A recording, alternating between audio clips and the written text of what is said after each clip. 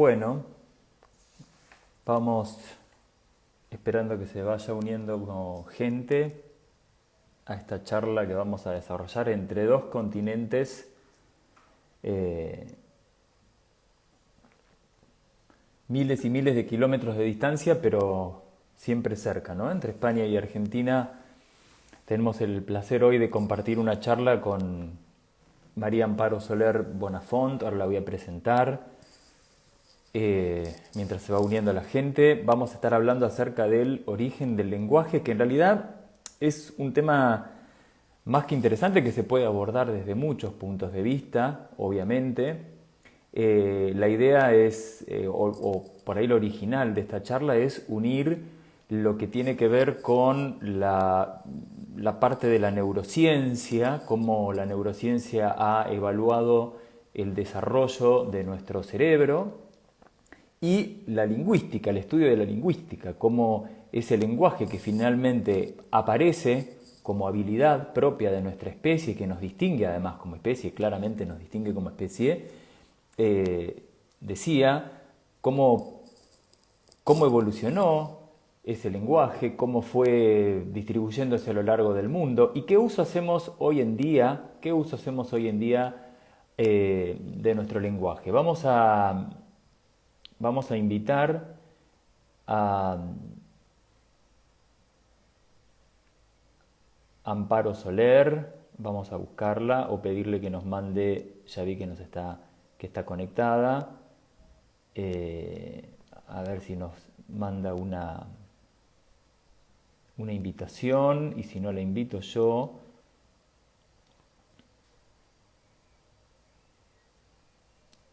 Pueden ir haciendo preguntas, después las iremos obviamente leyendo. A ver, Amparo, si querés mandar invitación, porque yo soy bastante nulo con estas cosas, para invitar a alguien.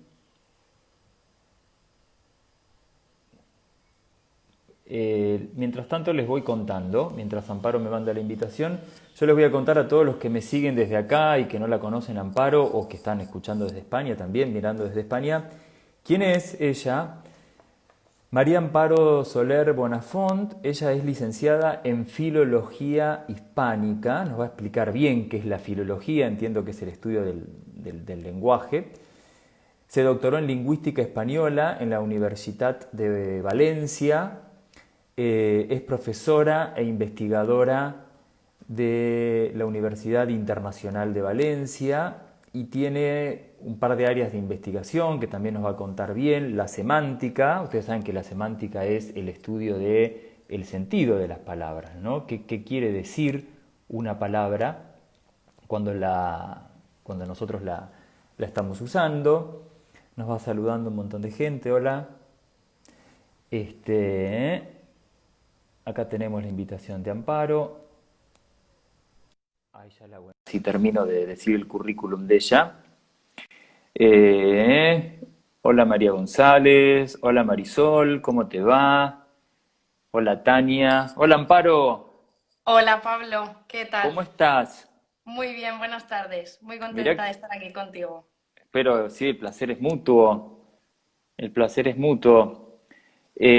Aquí estamos en plena tarde en Argentina, comenzando la primavera y ustedes el otoño, ¿verdad?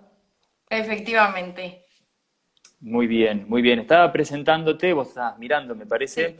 y estaba contando que vos te has especializado en investigación de la semántica, que es el estudio del significado de las Ujú. palabras, y en la pragmática, que es el estudio del significado en uso, ¿no? Cómo Efectivamente. usamos el lenguaje. Me parece súper interesante, ya nos vas a contar. Amparo, para terminar de presentarte, participó en diferentes proyectos de investigación, no los voy a nombrar porque son un montón, en eventos de difusión científica, presentó conferencias en universidades, publicó en revistas, publicó capítulos de libros, participó de distintos comités editoriales y además es una mujer a la cual le gusta viajar mucho, conocer muchas culturas, y me parece que ahí entramos en lo más importante, ¿no? Porque la lengua es algo vivo y que tiene muchísimo que ver con todas las culturas. Entonces poder recorrer el mundo seguramente te ha dado una visión del lenguaje muy distinta a la que te dio la universidad, ¿no es cierto?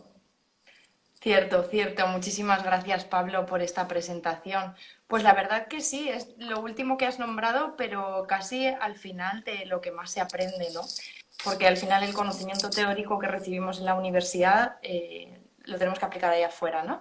Y Exacto. viene como anillo al dedo, ¿no? Que hagamos este coloquio, esta charla, porque al final el uso de la lengua, esto que estudia la pragmática y en lo que me he centrado en los últimos años, es lo que va permitiendo que haya una evolución en las comunicaciones. Estamos en una era en la que las comunicaciones han cambiado, ¿no? Estamos haciendo este directo, yo nunca había Sí, hecho ninguno, como tú has dicho, entre dos continentes, y es una forma de comunicación, ¿no? Y no podemos negarnos a esos cambios, ¿no? Todo va a ir influyendo, como influyó en su momento, para el tal desarrollo de la cual. capacidad lingüística. Tal cual, tal cual, tal cual. Bueno, y vamos a entrar un poquito en tema porque yo te quiero escuchar, si bien esto es una charla, ¿no? Pero quiero Mm. que nos desasnes, como decimos acá en Argentina, que es que nos enseñes algunas cosas. Eh, Primero vamos a empezar hablando de que el ser humano tiene millones de años de existencia, ¿sí? Para aquellos que se basan en teorías evolutivas, por lo menos. En esos millones de años el ser humano ha ido evolucionando claramente y eso lo podemos ver en nuestra conducta. Nuestra conducta es muy diferente a la de cualquier otra especie. Ese desarrollo que ha tenido el ser humano como especie lo podemos ver en muchísimas conductas.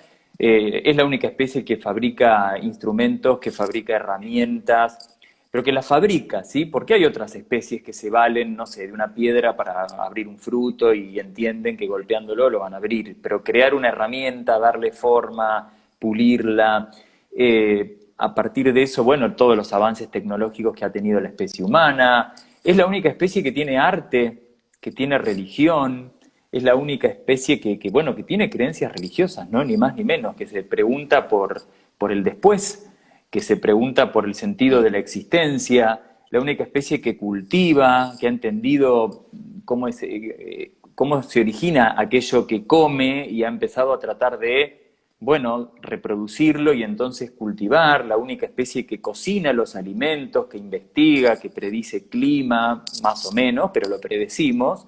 Generalmente Ujú. acá en Mar del Plata, te cuento, Mar del Plata es una ciudad en la cual es la frustración de todos los meteorólogos porque vos Sí, cualquier pronóstico que hagas en 10 minutos cambió. ¿Sí? Es sí. así de impredecible. Pero bueno, tratan por lo menos. Creamos reglas, creamos leyes, y es la única especie que es capaz de leer, de escribir, de hacerse planteos existenciales. Bueno, un montón de habilidades que nos Un hacen sinfín. claramente diferentes.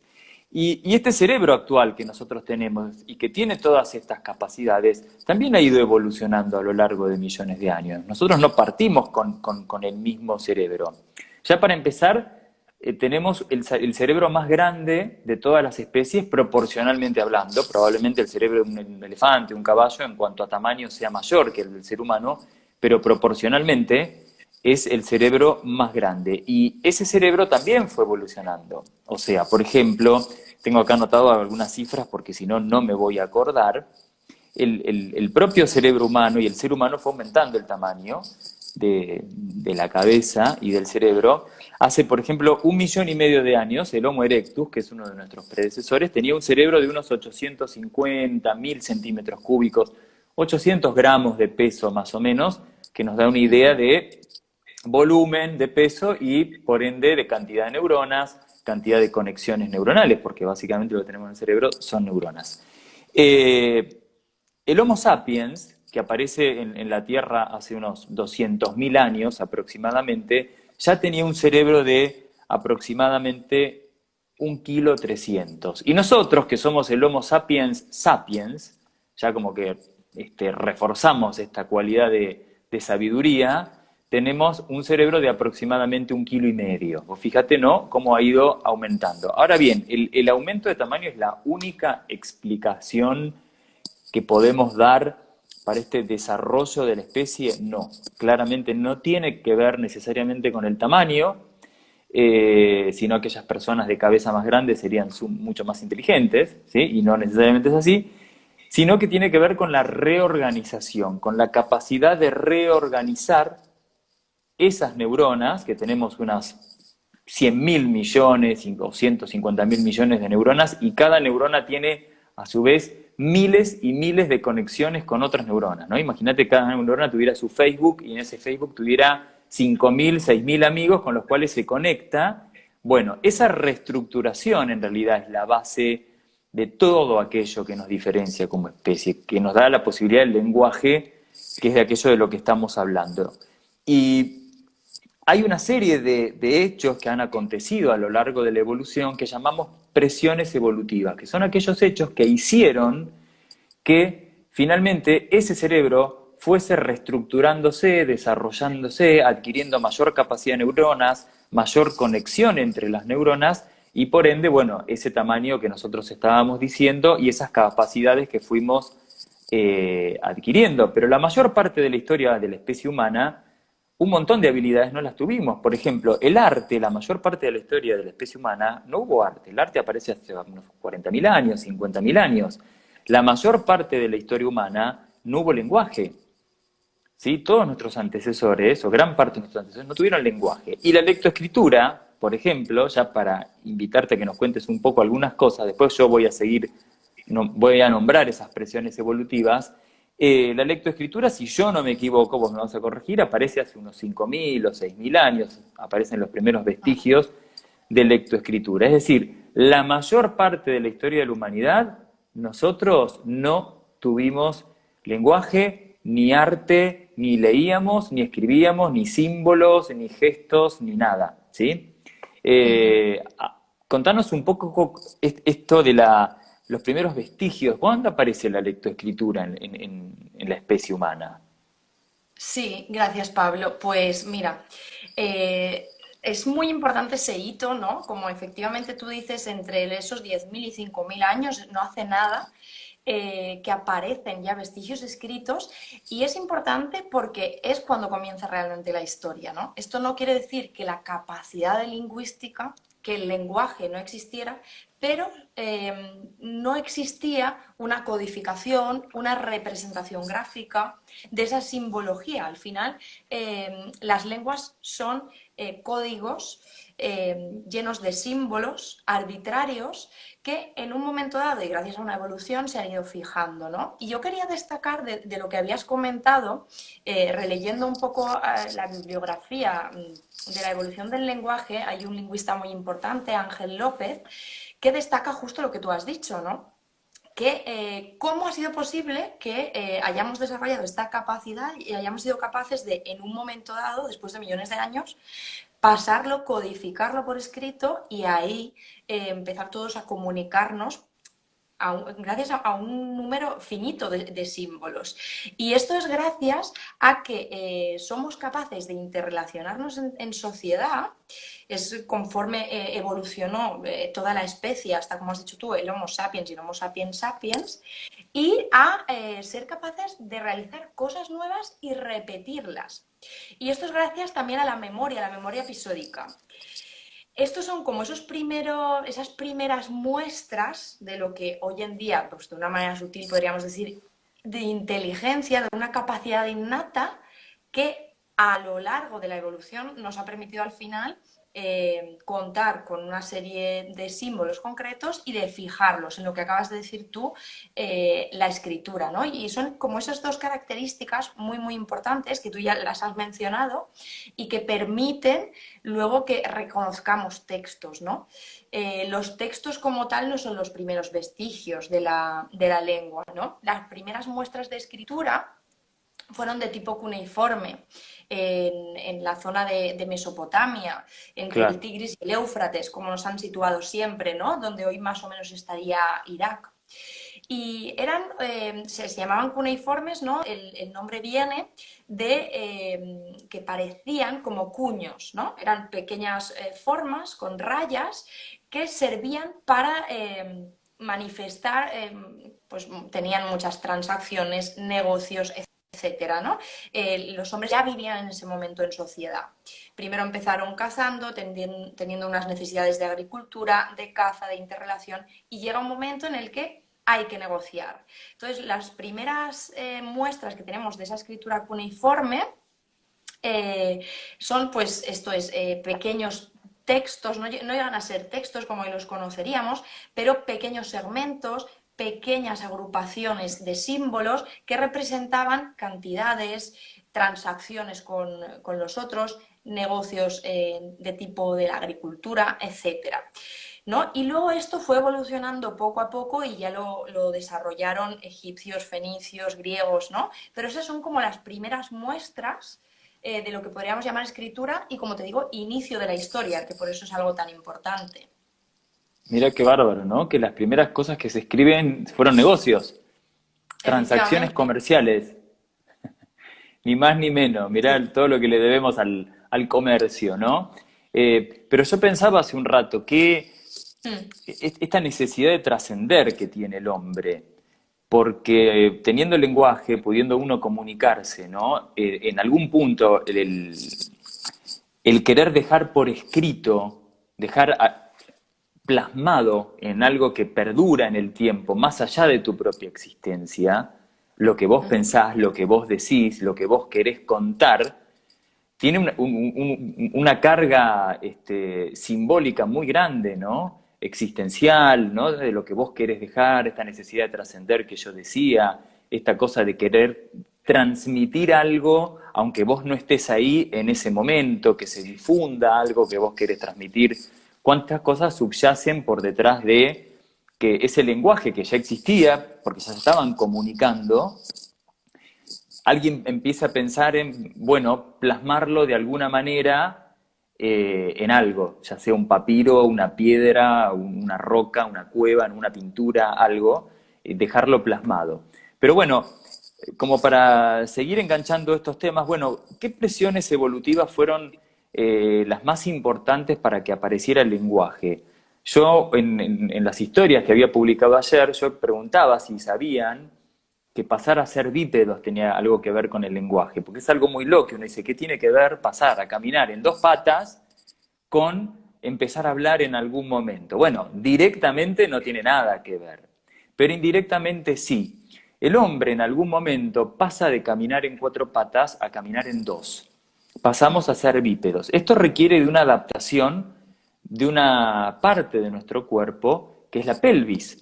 Nuestra pelvis, para poder tener un equilibrio en dos piernas, tiene una forma distinta, es más estrecha que la pelvis que tiene un cuadrúpedo, ¿sí? Esto vamos a ver después que tiene ciertas consecuencias, que son, por ejemplo, que se estrecha el canal del parto.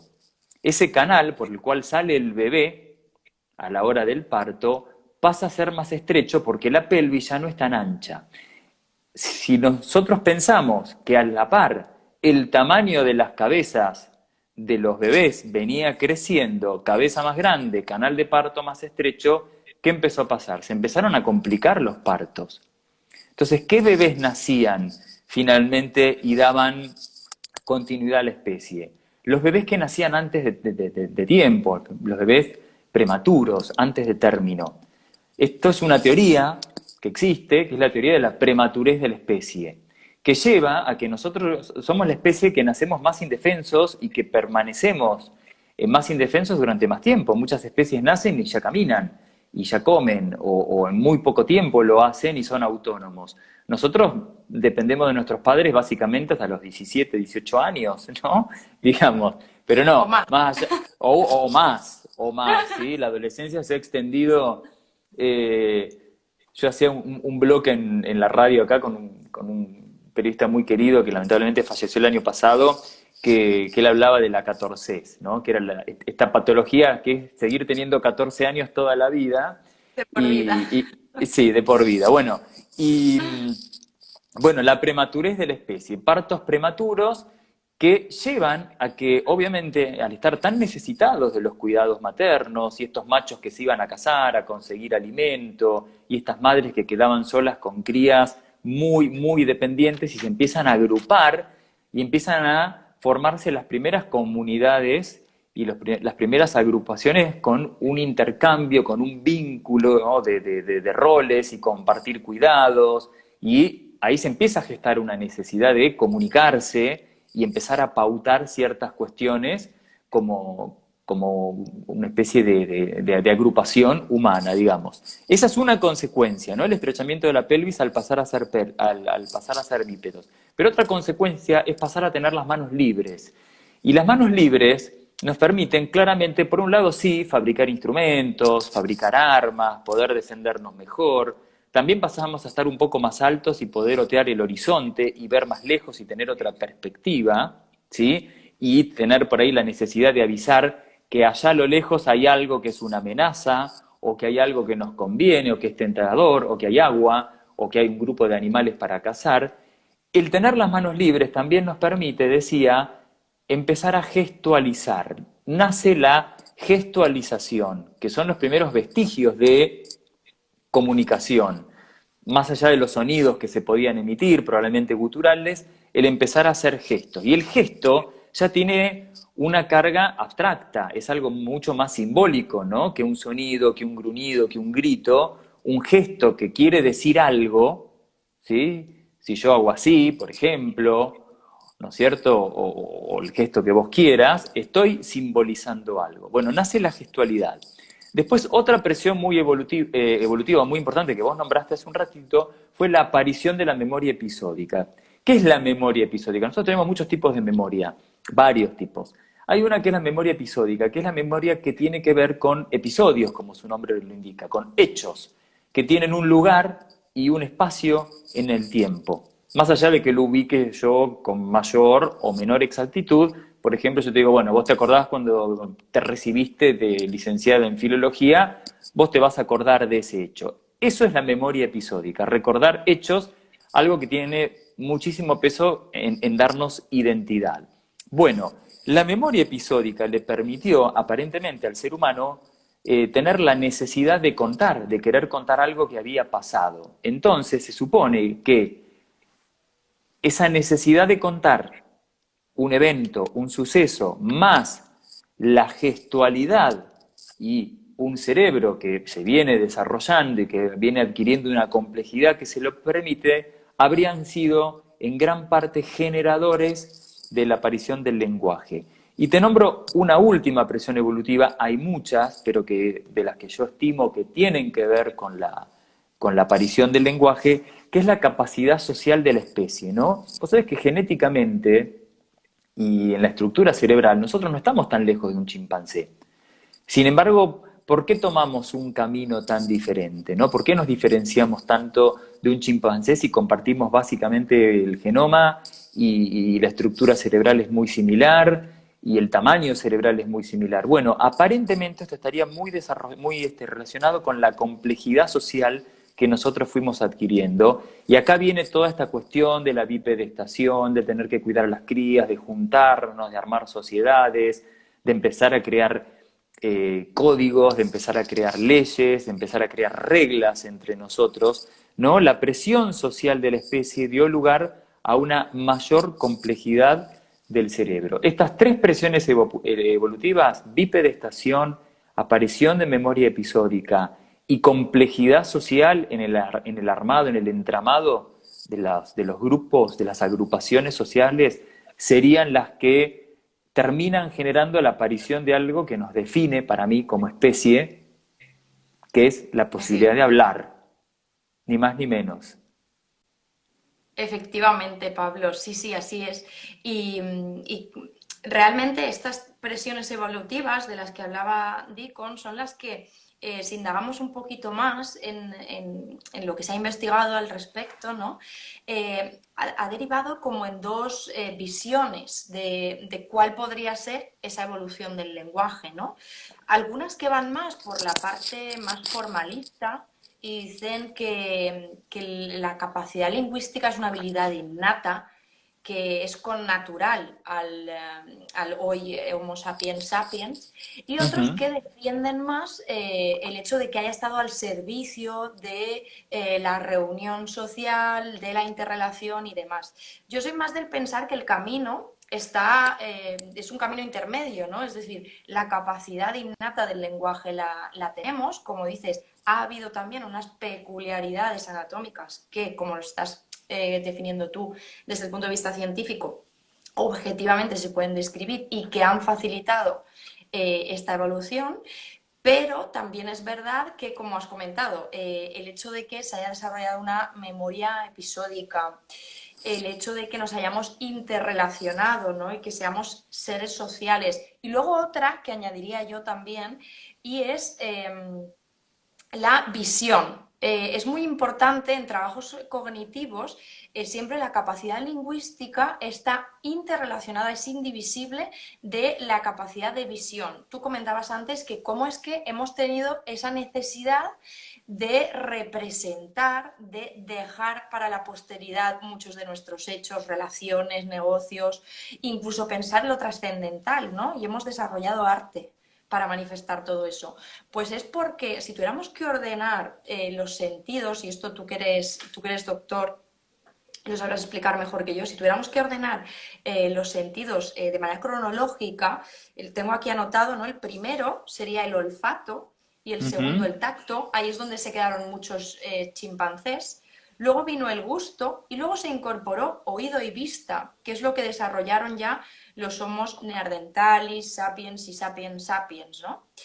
Y el hecho de que se desarrolle la visión nos facilita que nosotros llegue un momento en que asociemos lo que vemos, ¿no? A lo que queremos representar. Y de ahí nazca una unión simbólica, que son los códigos, que al final se traducen en lenguas, ¿no?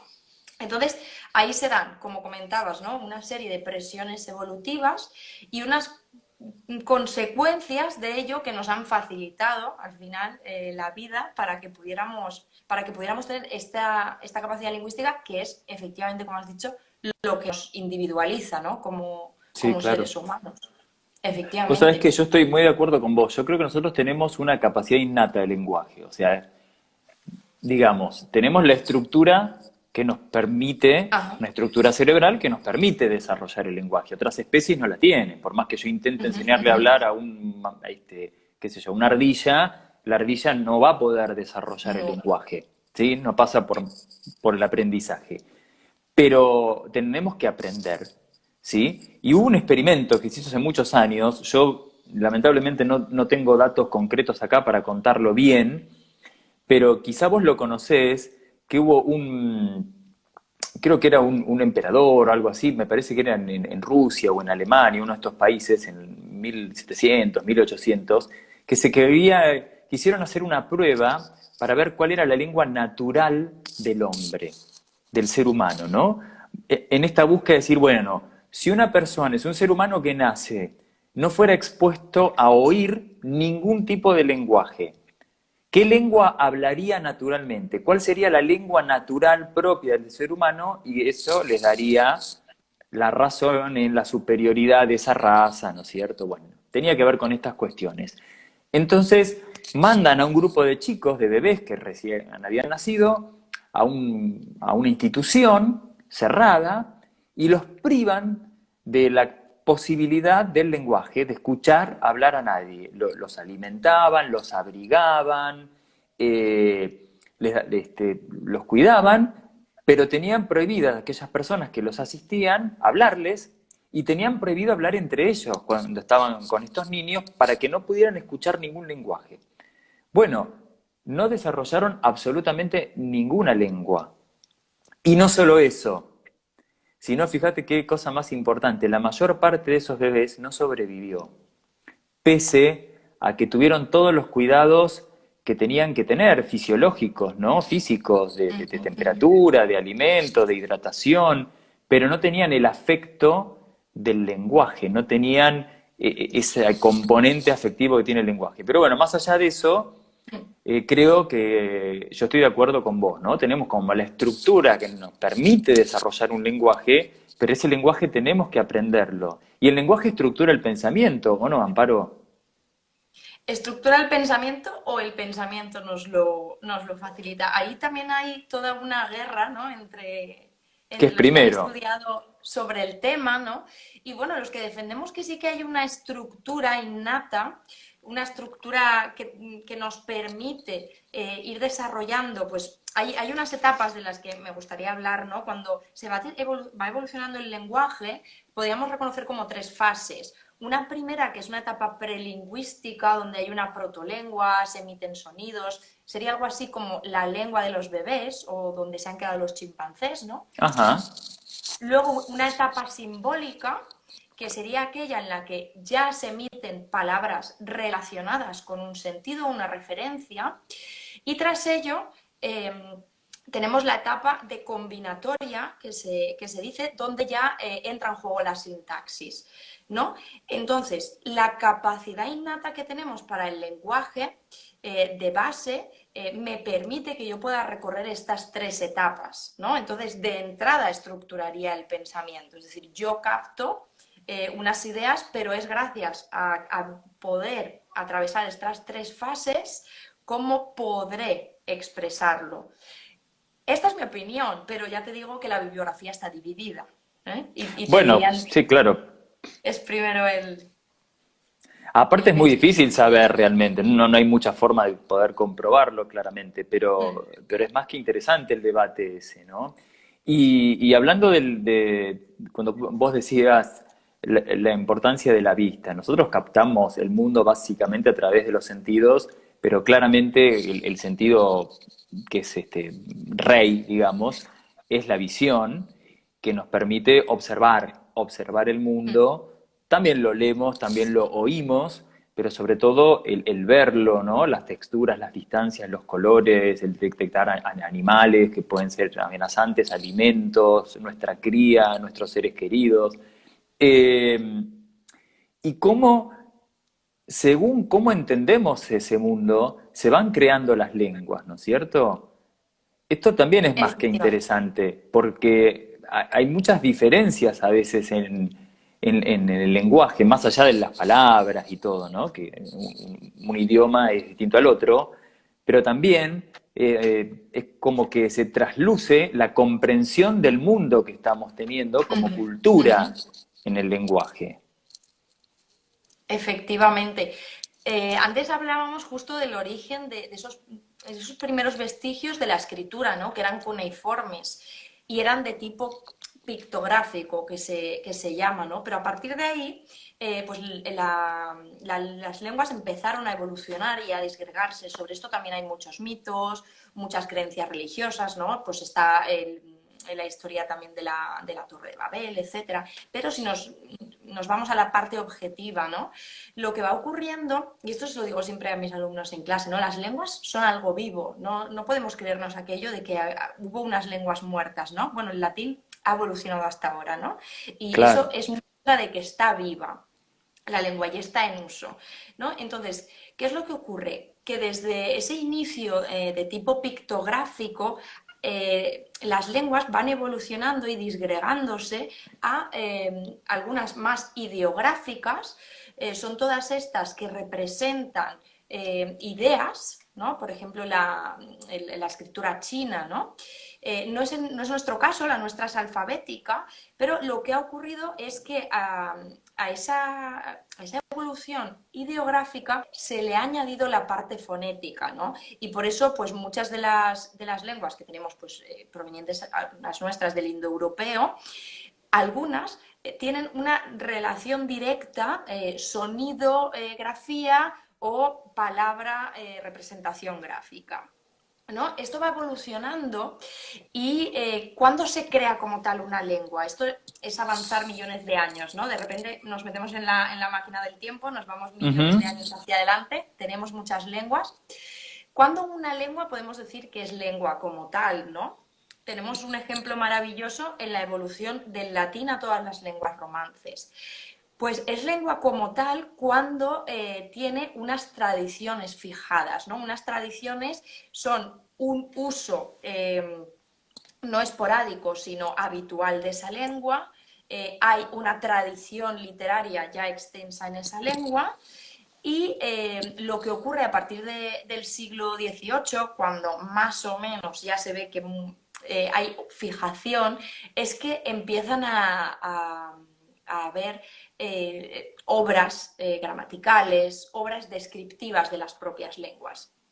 Hay algunas que junto a esas obras se desarrolla una institución que vela por la lengua, es el caso del español. Tenemos inicialmente una Real Academia de la Lengua y luego una asociación de academias de la lengua, y hay otras que no, por ejemplo el inglés, ¿no? Pero no dejan de tener una obra de referencia, una obra gramatical, un diccionario, que junto con la tradición escrita y oral y una tradición literaria dan ya por hecho que es una lengua fijada, ¿no? Esto no quiere decir, como digo, que no varíe, ¿no?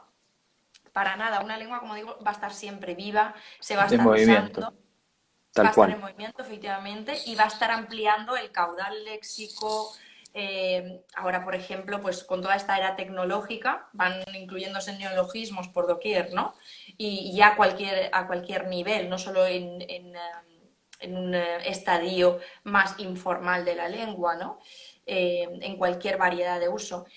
Pero se puede decir que llega un momento en el que ya está fijada, ya tenemos lengua, cuando todos estos puntos que te comentaba están asentados, ¿no? Una tradición literaria, un uso oral y escrito, porque claro, hasta el momento en que hemos dicho que aparece la escritura en Sí. Mesopotamia, hasta ahí la tradición había sido eh, eh, únicamente oral, eminentemente oral, ¿no? Sí que había manifestaciones de arte rupestre, simbología, pero no existía como tal tradición escrita. Para eso tienen que pasar muchos miles de años más, ¿no? Para que se vaya replicando esa escritura. Qué interesante, la verdad que uno podría estar horas y horas. Yo soy Sí. un amante del lenguaje, de la literatura en general, pero no quiero, como el tiempo es un poquito tirano con el Instagram, Sí. y no nos quedan tantos minutos, no quiero dejar de tocar un tema que para mí es muy importante, que es, yo digo, bueno, ¿qué decimos cuando decimos, ¿no es cierto? La Ujú. semántica, el significado que tienen las palabras. Y en nuestras charlas por WhatsApp, cuando empezamos a pensar un poquito qué podíamos hacer, hablábamos, por ejemplo, de los malos entendidos, ¿no? Estas Ujú. cuestiones de que yo puedo decir algo, pero Ujú. se puede entender de una forma absolutamente diferente por cuestiones culturales, por cuestiones de historia personal, más allá después de que también están los sesgos cognitivos, o sea, si yo tengo un perfil paranoico o medio paranoide y vos me decís algo eh, sin ninguna mala intención, yo puedo interpretarlo como que es algo agresivo, es un ataque, aunque me hayas dicho, hola, ¿cómo estás? ¿No es cierto? Puedo Ujú. darle una interpretación, pero saliendo de lo que es el filtro mental de cada uno, cómo la cuestión cultural, cómo la cuestión de la historia de cada sociedad, de cada persona, va cargando semánticamente a un vocablo, a una palabra, y de repente yo me acuerdo, yo estudié 2 o 3 años de literatura antes de hacer medicina, y yo me acuerdo que nos usaban un ejemplo que es un poco fuerte, pero decía lo que implica, por ejemplo, la palabra horno, ¿no? Si yo digo la palabra horno, para una persona que es una ama de casa, tiene un significado y la remitirá mentalmente a ciertas situaciones cotidianas o a su carga como ama de casa. La palabra horno para una persona que trabaja en un horno, que es un pizzero, por ejemplo, o que trabaja en un horno de ladrillos, tiene otra carga. Y la palabra horno para alguien de la colectividad judía, que por ahí pasó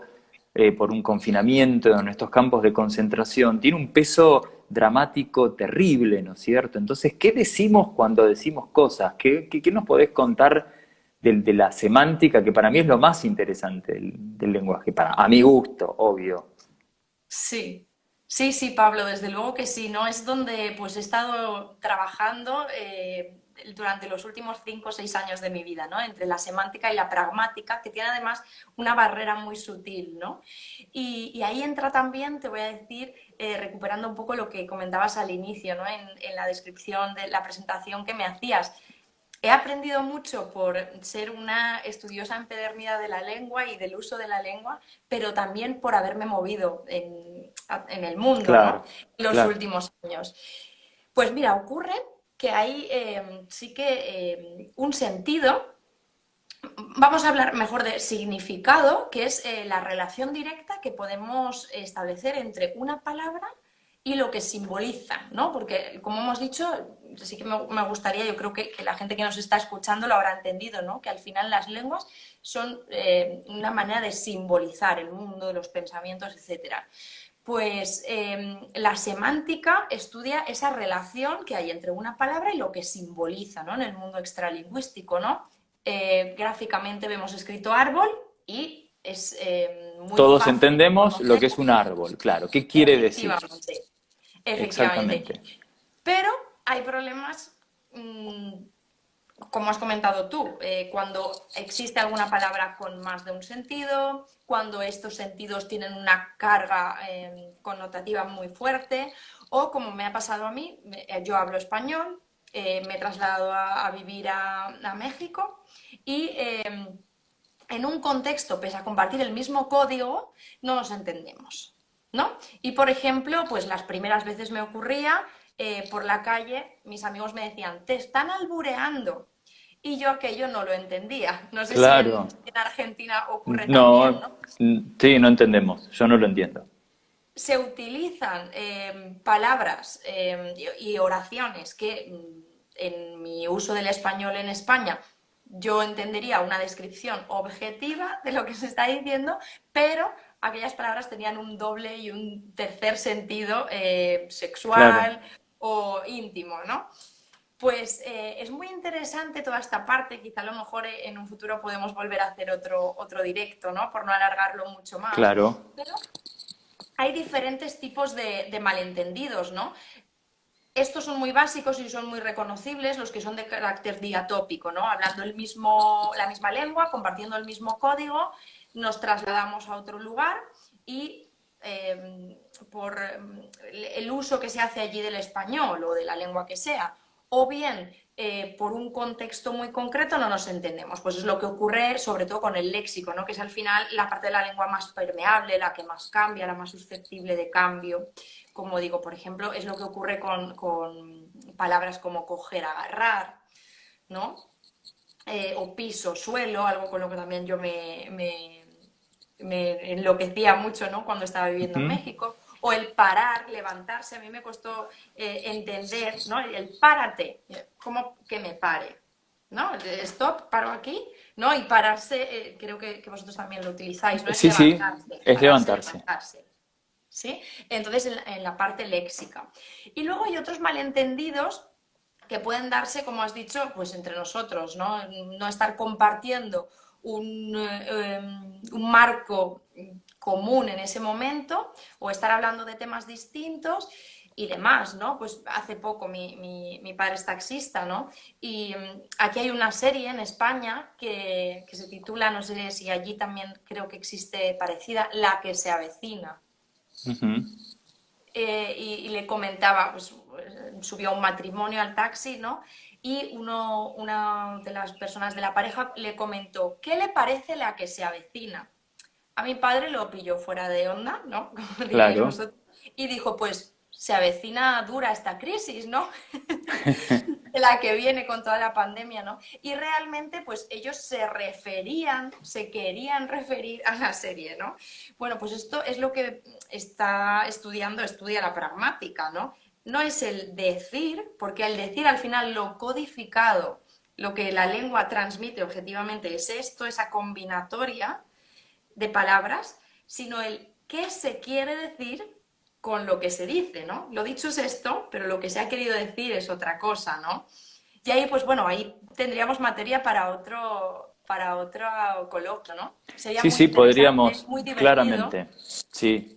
Sí, sí, yo invito a todas las personas que están interesadas que nos vayan mandando malos entendidos, o frases o palabras que tienen un significado distinto en otros países. En Argentina, entre Argentina y España tenemos el gran problema de dos palabras que son coger y joder, ¿no? Ujú, también, sí, sí, Que sí. siempre se prestan a chiste y a situaciones o incómodas o jocosas, de última, si uno sabe entenderlo y tiene buen humor, porque para nosotros una de esas palabras tiene una connotación sexual y para ustedes significa agarrar algo, tomar un objeto, Ya está, claro. y, y la otra, para ustedes, tiene la connotación sexual y para nosotros significa molestar y no tiene nada que ver, ¿sí? Y, y siempre se prestan a estas situaciones cuando tenemos códigos distintos, aunque compartamos la misma lengua y el mismo lenguaje. Acá está escribiendo alguien que le pasó con la palabra correrse en España. Sí. Si te podés correr, por favor, uno dice, ¿no? Y lo miran mal en España. Pero Claro, ¿cómo? hay muchas cola, hacer, por ejemplo, aquí diríamos en España hacer cola, ¿no? Ponerse a la Claro, cola. Y allí dirían ponerse a la fila, ¿no? sí. O estar en la fila, ¿no? Hay muchas. Sí, sí, sí, hay muchísimas, hay muchísimas. Y también incluso hay un uso discriminatorio muchas veces. Ujú. Cuando queremos crear un grupo cerrado, ¿no? Por ejemplo, en una comunidad, en la que fuera, un aula, supongamos en un colegio, es típico que hay un rol social que tiene que ser cubierto, que decimos, acá en Argentina decimos el tonto, el boludo, ¿no? El que no entiende ciertas cosas, y un grupo social en general se queda mucho más tranquilo, esto es para hablar mucho más largo, cuando ese rol ya está cubierto por alguien, ya tenemos al tonto, llamémoslo, de la clase, el que no entiende nada, el que no se engancha en nada, y muchas veces ahí los mismos grupos crean ciertos códigos lingüísticos, palabras, juegos de palabras, jugando con dobles significados o con un significado nuevo que se le asigna como grupo, y a esa persona se le excluye de acceder a esa comprensión. Entonces ya a partir de ahí queda fuera de poder comprender lo que queremos decir. O sea que muchas veces también estos códigos tienen un uso, bueno, y si lo sabrán quienes hacen publicidad y política y tantas cosas, ¿no? El uso del lenguaje es, Retórico, ¿no? Ya con un fin sí, tal cual, jugar argumentativo muy estudiado, sí. sí, y el peso de ciertas palabras. No es lo mismo decir una palabra que otra. A veces, aunque estemos diciendo lo mismo, hay palabras que tienen muchísimo más peso y que tienen una carga histórica muy grande, ¿no es Ujú, cierto? No es lo mismo decir conflicto bélico que decir guerra, por ejemplo, y estamos ujú, hablando de lo ujú. mismo. Sí, Y entonces también se estudia muchísimo eso. Bueno, lo podemos dejar para una próxima charla. sí, sí. A empezar a hablar de los malos entendidos en el lenguaje y contar algunas anécdotas y situaciones y cosas por el estilo. Bueno, yo te quiero agradecer mucho, Amparo, por tu tiempo. Sé que allá en España es más tarde, pero estamos en un horario normal. Sí, no pasa nada. Eh, y la verdad ha sido un placer. Estoy muy contento que te haya conocido Igualmente. mucha gente aquí en España, aquí en España, mira, aquí en Argentina, que te haya conocido mucha gente. Sí. Y que los invito a que te empiecen a seguir también en tu Instagram y que Gracias. nos empiecen a escribir, Pues para darnos material. alguna sugerencia, ¿no? Y yo muy agradecida de haber tenido este espacio contigo, por supuesto, que de haberme invitado y que hayamos podido hacer, leía por ahí, ¿no? En algún comentario, pues este compendio de lo importante de la parte más científica, ¿no? Tú que has hablado como doctor, y la parte lingüística, ¿no? Que muchas veces parece ahí olvidado, ¿no? Y pues está más emparentado de lo que pensamos. Muchísimo. Bueno, un placer y nos volvemos a ver.